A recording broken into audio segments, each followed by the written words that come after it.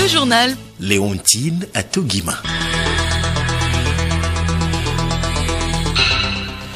Merci de nous choisir pour vous informer, mesdames et messieurs. Bonjour et bienvenue dans cette grande édition de la mi-journée. Le sommaire, 16e anniversaire de la disparition du père de la nation, Feu Gnassingbé Eyadémon. Des offices religieux se sont déroulés ce matin sur toute l'étendue du territoire national en mémoire de l'illustre disparu. Session ordinaire de la conférence des chefs d'État et de gouvernement de l'Union africaine à Addis Abeba en Éthiopie. Faure et Sozimna Gnassingbé et ses pairs reconduisent Moussa Faki Mahamat à la tête de la commission de l'organisation. Le monde entier observe demain 8 février la journée internationale de prière et de réflexion sur la traite des êtres humains. Instaurée depuis 2015 par le souverain pontife, cette journée invite à une prise de conscience et à une forte mobilisation contre ce fléau.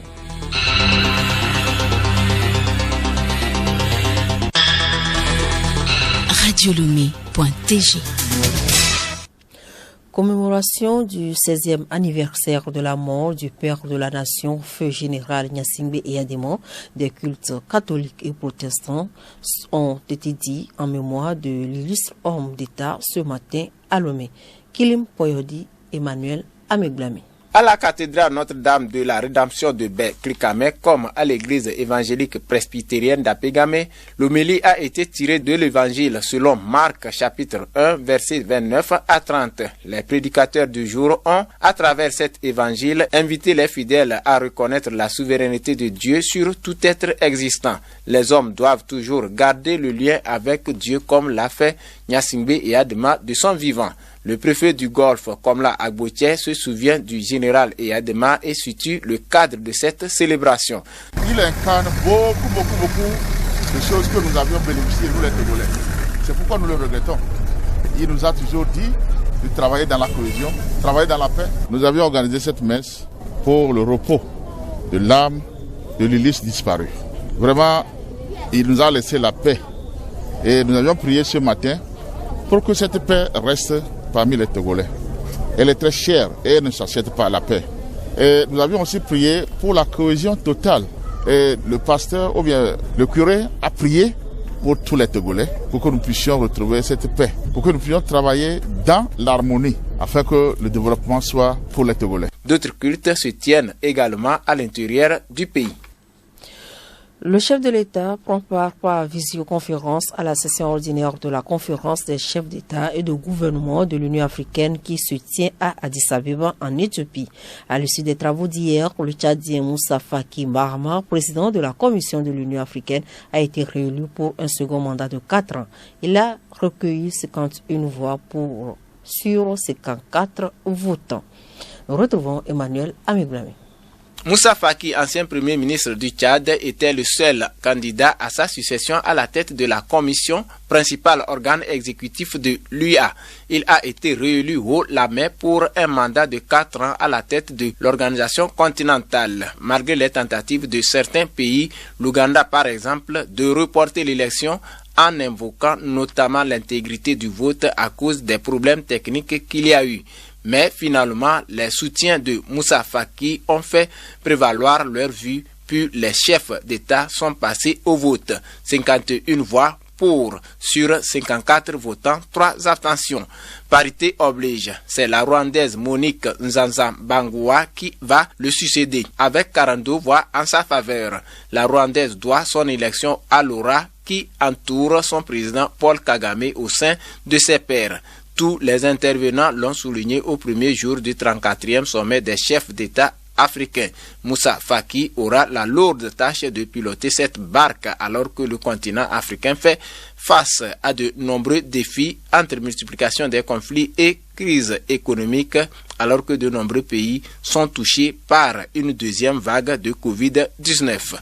Justement, à propos du Covid-19, la situation de la maladie au Togo, 80 des 1413 personnes testées hier sont positives, portant le nombre total de cas positifs à 5436.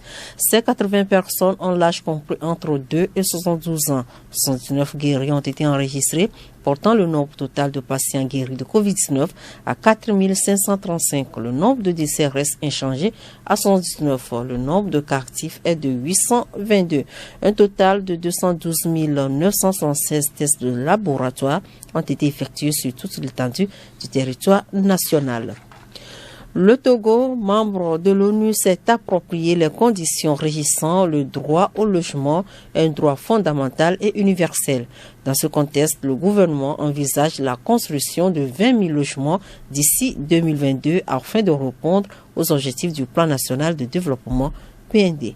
Issa Tchanile, directeur de l'urbanisme. Les logements sociaux, c'est vrai, quand on parle de social, il s'agit d'un logement dans lequel l'État a mis une part ou bien une contribution permettant à la population ou au plus grand nombre de pouvoir disposer de logements décents. Mais quand on parle de logement social au Togo, c'est vrai, les gens disent très tôt que les logements qui ont été jusque-là construits ne sont pas du social parce que au fil du temps, on a remarqué que les logements qui sont construits reviennent un peu plus ou moins à ceux qui ont les moyens. Mais quand on parle du social, comme je le disais, c'est parce que effectivement l'État contribue. Et quand l'État contribue et veut rendre le logement accessible à tout le monde, l'État est obligé de mettre les moyens ou bien il met à disposition la terre à des promoteurs pour qu'ils puissent construire et que le coût de revient de l'accès à ces logements ne soit pas trop élevé. Donc on a assisté dans le temps à des logements à des cités réalisés par des promoteurs comme la Caisse nationale de sécurité sociale ou par des privés. Et actuellement, on construit également des logements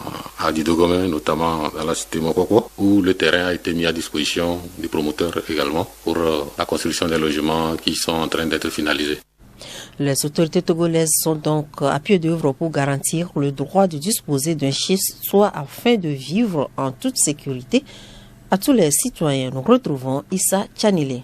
La question du droit au logement est une question reconnue comme un droit fondamental au niveau des Nations Unies. Et dans notre pays, cela se traduit très tôt dans la Constitution, dans le fait de reconnaître le droit au logement par la propriété foncière d'abord, que ce soit la propriété foncière privée ou bien une propriété foncière collective, à la suite de laquelle, au fil du temps, l'on va construire et disposer d'un chez-soi. Ou alors, si on est dans le cas de logement collectif ou locatif, le promoteur ou bien le constructeur met le logement pour les personnes qui ont besoin de s'abriter et donc de louer des appartements ou des chambres pour vivre là-dedans. Donc c'est un droit universel reconnu par les Nations Unies et notre pays également en a fait le sien également. Et comme vous l'avez si bien dit, cela a été traduit dans le PND qui est un cadre fédérateur sur le plan du développement du pays. Cette série de communiqués pour poursuivre cette édition, Radio Lomé informe ses aimables auditeurs que compte tenu de la finale du CHAN Cameroun 2020 qui met aux prises ce dimanche à 19h le Mali et le Maroc, le journal de 19h est ramené à 18h45. Ce réaménagement a été rendu nécessaire pour permettre à ses fidèles auditeurs de suivre la retransmission de cette finale dans son intégralité sur ses antennes. La Société togolaise des hôtels de E porte à l'attention de la population qu'il est observé depuis un certain temps des actes d'escroquerie orchestrés par des individus mal intentionnés se faisant passer pour des agents de la TDE dont l'un utilise comme nom d'emprunt Anayo. Leur mode opératoire consiste à appeler des clients en attente de leur branchement avec différents numéros téléphoniques et demander qu'ils prennent attache avec le secrétariat sur un autre numéro qui, à son tour, leur demande de payer leur débit de branchement ou des frais de déplacement des agents sur le terrain par transfert d'argent sur un compte T-Money. La TDE tient à informer le public que ces individus ne font pas partie de son personnel et décline toute responsabilité quant aux actes posés par ces arnaqueurs. Pour rappel, tous les débits de branchement sont payés à la caisse de l'agence d'appartenance du demandeur contre un reçu et aucun frais de déplacement des techniciens sur le terrain n'est exigé. Par conséquent, la TDE appelle la population à une grande vigilance et à signaler ces tentatives d'escroquerie aux forces de l'ordre afin que leurs auteurs soient appréhendés et punis conformément à la loi.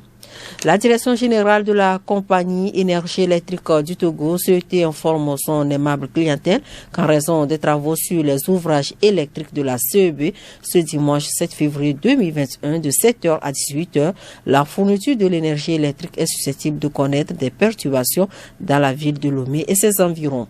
À cet effet, la société recommande que les appareils soient débranchés lorsqu'une coupure intervient et ne soient remis en service qu'après le retour de l'électricité. La société rassure sa clientèle que la fourniture du courant électrique reprendra normalement dès la fin des travaux. La direction générale présente ses excuses à la clientèle et la remercie pour sa bonne compréhension. Le journal Léontine Atoguima.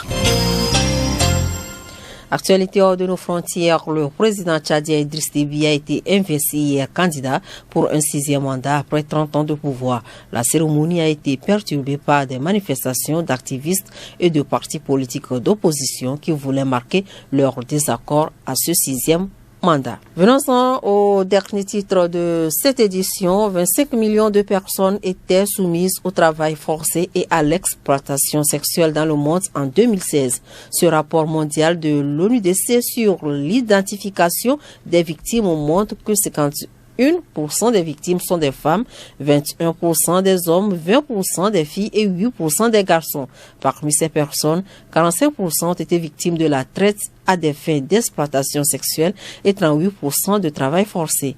Des chiffres alarmants qui appellent à une prise de conscience, comme le souhaite également le pape François qui a instauré depuis 2015 le 8 février comme journée mondiale de prière et de réflexion sur la traite des êtres humains.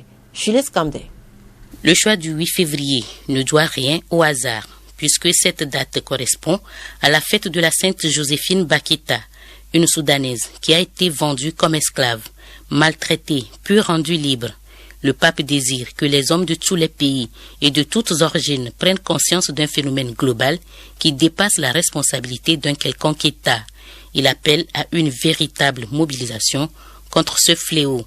En effet, malgré l'adoption en 2000 du protocole additionnel à la Convention des Nations Unies contre la criminalité transnationale organisée visant à prévenir, réprimer et punir la traite des personnes, en particulier des femmes et des enfants, des millions d'enfants, de femmes et d'hommes continuent à être victimes de la traite chaque année dans toutes les régions et dans la plupart des pays du monde.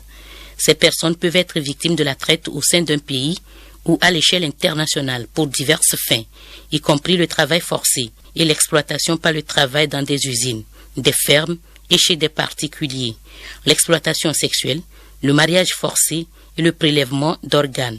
Ces dernières années, la traite a également prospéré parmi les populations vivant dans des situations de conflit ou fuyant ces dernières. Juliette, parlant des situations de conflit, la coordination onusienne des affaires humanitaires en RDC s'inquiète.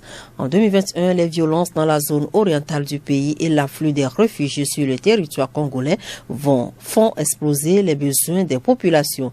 Les pays donateurs et la communauté internationale mobilisent trop peu de moyens pour alléger la souffrance des habitants de ces régions. Tout à fait.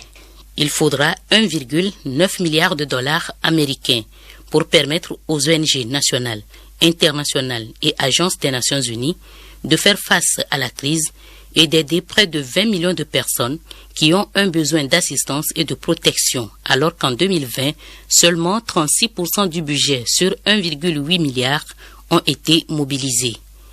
Dans son communiqué, le coordonnateur humanitaire s'inquiète d'autant plus que l'insécurité alimentaire a atteint le niveau le plus élevé jamais enregistré.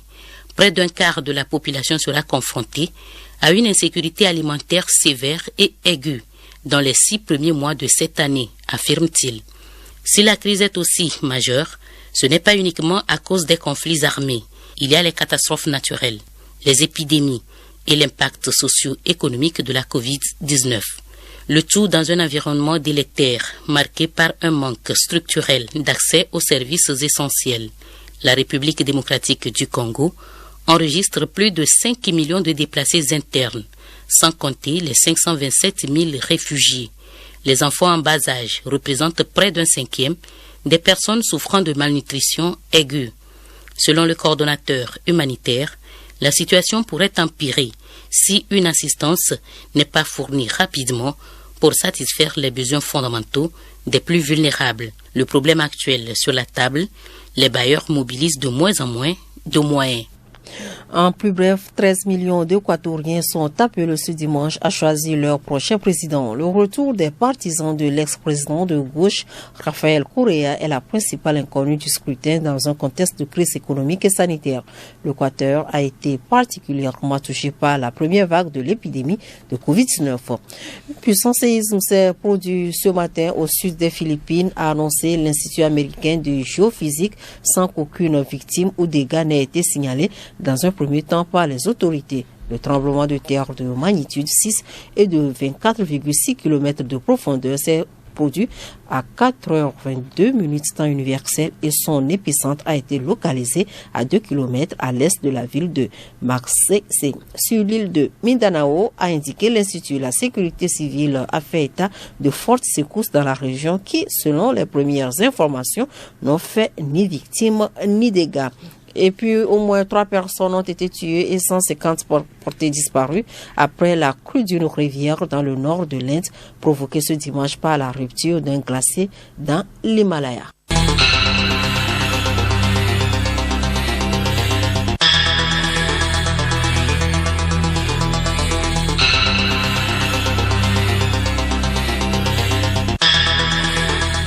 Mesdames et messieurs, ce journal se referme. Merci de nous avoir suivis. Retenez pour l'essentiel que des offices religieux se sont déroulés ce matin en mémoire du feu Gnassingbé Eyadema pour le 16e anniversaire de sa disparition.